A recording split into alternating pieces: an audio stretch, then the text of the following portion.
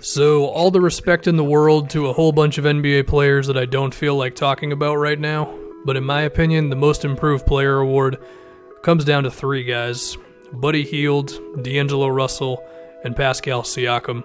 And while I just said I don't feel like talking about anybody but those three dudes, we're going to talk about some guys besides those three dudes real quick. Zach LaVine, I think at a certain point you're just losing too many damn games. And yeah, LaVine's numbers look pretty good, but just watching basketball and seeing the impact these other three dudes have had, I just don't think LaVine's in the conversation. I'm not really there on having Derrick Rose or Blake Griffin be in it just because they've been really good before. I don't think Tobias Harris has made a big enough of a jump. Anybody who's in their second season, I just don't really want to do that. Miles Turner's defense is legit, but offense matters as well.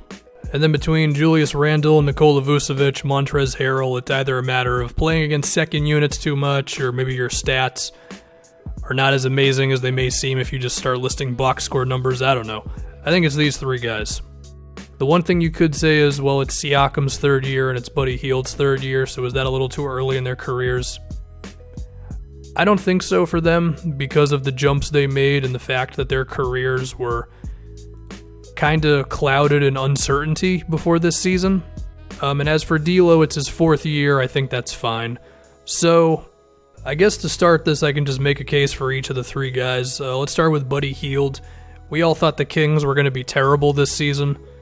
And they, of course, almost made the playoffs in the Western Conference, and they could finish at a 500 record. And yeah, I know De'Aaron Fox is the best player on the team. If he wasn't here, yeah, this team would suck. But I think if Buddy Hield wasn't here, they would also suck.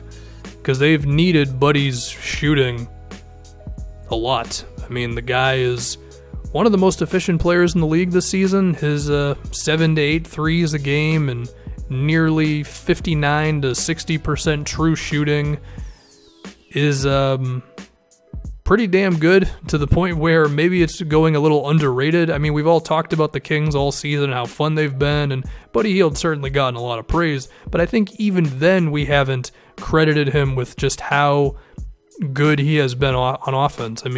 I think from the beginning of the year to right now, he's been one of the better offensive players in the league, really. Even in his first month, he was putting up damn near 20 points a game, shooting about 5 threes a game, and from then on, it's only improved pretty much across the board. And I think the jump that he's made, you look at the point total, and it goes maybe up by 6 or 7 points, which is quite a lot, but it's just the overall impact, man. I think Buddy Hield is now on the not super short, but not that long either list of guys where when they're in the game, the defense kind of breaks a little bit just because of how much gravity the dude has. And, Buddy really is that threatening off the ball and in transition and all that. And he's been really damn good for Sacramento. And I guess if we can compare him to D'Angelo Russell, you may say, well, D'Lo's playmaking makes the gap between him and Buddy kind of big. Yeah, he's a much better playmaker, there's no doubt about that, but I think what really matters is your total offensive value, in the sense of, yeah, maybe Buddy only gets 3 assists or 2 assists a game or whatever, but if I can use a fake term called spacing assists, I think Buddy Hield gets a whole lot of those. Now, D'Lo certainly gets his fair share of those as well, because he's up to 7 or 8 threes a game on the season, and he's probably taken a few more off the dribble than Buddy is. Not to say that Buddy's just a catch-and-shoot guy. He'll definitely pull up and all that, but I think D'Lo probably does a little bit more. But even so, I think Buddy Hield's just a little more frightening, moving off of screens and all that stuff, and their percentages are not even a contest. Buddy Hield's true shooting and all that is worlds higher than D'Angelo Russell's. But of course, the thing with D'Lo, and I guess this is me officially making the case for him now, is if we're going to compare a set amount of time between these three, then D'Lo probably wins. He had a 2-month run from basically January to February, bleeding into March. No, not really bleeding into March. He's kind of fallen back down to earth. Still very good, but he definitely is not the same dude this month. But, from the beginning of January to the end of February, D'Lo was like the 15th best player in the league or something crazy like that. And given Karis LeVert's injury, the Nets really needed D'Angelo to do that, because if he didn't, then they probably would have fallen out here. And a lot of it is him being the same player he always was. He's just making all of those floaters and mid-rangers now. I think he's also been a little bit more decisive with the ball in his hands rather than just kind of floating around and dribbling in the mid-range. So all that's great, but the one thing we got to remember with D'Lo is he still spent a little chunk of this season being the old D'Angelo Russell, which is the guy who is going to average somewhere between 15 to 18 to 19 points a game, but he's not that efficient, and his usage rate was way too high for his actual output. Wasn't getting to the free throw line that much, and also, like, you question his overall impact on the game, you question his consistency and all that stuff. I mean, it's the classic D'Angelo Russell stuff, right? Now, if you want to argue that he is no longer that player and moving forward he's going to be better, that's fine, but that's not what the most improved player award is. It's who made the biggest jump from last year to this year, and I think we have to remember this season does not just mean 2 months. Now, I'm not saying that D'Angelo Russell doesn't deserve the award. He certainly does, and I might still end up picking the dude, but if we want to compare D'Lo's months around the 2 months where he was amazing to Hield and Siakam, who I'm going to get to in a second, then I don't think the distance is there to the point where I picture some people suggesting it is.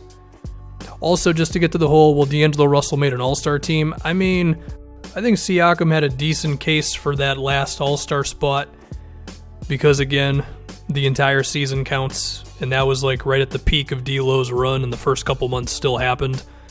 The other thing is, it's a lot easier for D'Angelo Russell to make an all-star team than it is Buddy Hield, for obvious reasons. Also, if we want to remember this one, he was given the spot after Oladipo was hurt. Not to say he wasn't deserving of it, but it's not like he was an overwhelming pick for the all-star game. Now, if we want to get to Pascal Siakam, his impact is a lot different than these other two. I mean, a lot of it comes on the defensive side of the floor, and I think with how good the Raptors have been with Kawhi playing like 55 games or whatever it is, I think some of that definitely goes to Siakam and his improvements as a three-point shooter, where he was non-existent to being actually not bad, still a little blah, but his percentages are pretty good at least.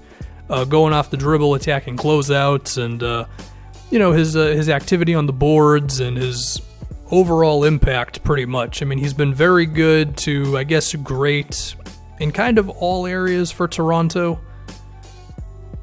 But I think when you start getting into defense, I think you can give D'Lo and Hield a little bit of a break.